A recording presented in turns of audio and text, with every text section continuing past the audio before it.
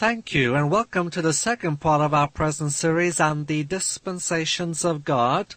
We're studying one of the unique ways by which we can rightly divide the word of truth to understand why sometimes God does seem to act differently than other times and why He sometimes allows what He later disallowed or vice versa. I pointed out yesterday that each study of each dispensation covers specific areas. First of all, each dispensation has a chief person through whom special revelation is given. Secondly, each dispensation has one or more names which somehow show what the basic rule of life was for that particular dispensation. Thirdly, each dispensation provides responsibility to man because its dispensation begins with new revelation, and when new revelation is given, it requires a human response, and that is man's responsibility in it. For to whom much is given, much is required. With it comes a specific test, and following the test comes a specific failure, which then leads to a judgment.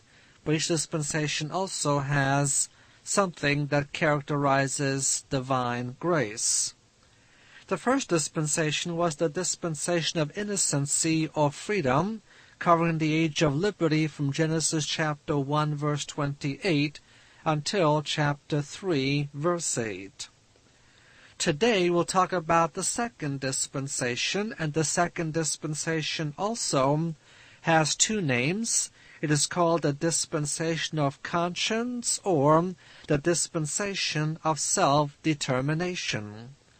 It covers the period from Genesis chapter 3 verse 9 until Genesis chapter 8 verse 14. And with that background, let's deal with all of the facets and components of this particular dispensation. First of all, the chief person in this dispensation, like in the previous one, was Adam, because Adam was receiving some new revelation, and his new revelation was spelling out the principles and requirements of this new dispensation. Concerning the names of the second dispensation, one name is called the Dispensation of Conscience. It is called conscience because that was the principle by which God dispensed His economy.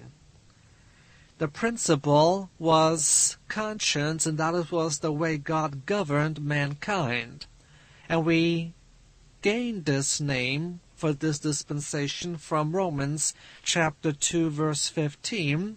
We're told that for a period of time God did deal with men on the basis of their conscience until finally their conscience became so defiled, so seared, it was no longer possible to continue governing God's economy in this world in that way. The second name was the Dispensation of Self-Determination. And this is the other side of the coin in conscience, in that man was given the freedom to follow the dictates of his conscience. But his responsibility, of course, was to follow through with what his conscience demanded. So, if he followed his conscience, his self-determination would have led to holiness. But if he did not follow his conscience, or if his conscience was defiled, blackened, darkened, or seared, then his self-determination would go in the opposite direction. Now, concerning the responsibility for this dispensation, the responsibility lay in the obedience to the Adamic covenant found in Genesis chapter 3. And among the requirements of the Adamic covenant included the responsibility of the wife now being in subjection to her husband, the working of the land in toil and sweat of the brow. It included the concepts of physical death, a number of other things. But man was responsible to the Adamic covenant, and the key main element in the Adamic covenant was faith in the promised Redeemer. because contained within the scope of the Adamic covenant was the promise of Genesis chapter 3, verse 15, where God was telling Satan, I will put enmity between thee and the woman, and between thy seed and her seed. He shall bruise thy head, and thou shalt bruise his heel. Genesis 3:15 promised a time was coming when a human descendant of the same woman that Satan had tempted and brought about the fall of man, this male human descendant of the female, will someday conquer Satan and crush his head. And so the promise was that the Messiah would be after the seed of the woman. This goes contrary to the normal pattern of biblical norm, because normally a man's line was traced to the genealogy of the father, not the mother, was of the seed of the male, not the seed of the female. That is why all of the genealogies of Scripture always contain the male line, and females are seldom mentioned in these genealogies. Only rarely are they mentioned, and even then, only incidentally. In the case of the Messiah, however, it was going to be different. The Messiah was going to be reckoned after the seed of the woman. Now, Genesis 3:15 does not explain why that would have to be so. That is not explained until we come to Isaiah chapter 7, verse 14, where God, through Isaiah, stated that when the Messiah will be born, he'll be born of a virgin. And so the clear reason why the Messiah would have to be reckoned after the seed of the woman was because he would not have a human father. And man's responsibility was to believe that promise, to believe the promise of the seed, that someday the seed of the woman or the Messiah would come and redeem them from the new prince of this world, Satan. Because although in the previous dispensation, the previous covenant, God did give the authority over this earth to man, when Adam fell, he lost this ability to gain the authority, and Satan has now usurped the authority from man, which is why Satan is called, even in the New Testament, the prince of this world in John 12:31, and the god of this age in 2 Corinthians 4:4. Now the specific test for this dispensation was obedience to the dictates of conscience. That is, obedience to the dictates of conscience in the knowledge of good and evil.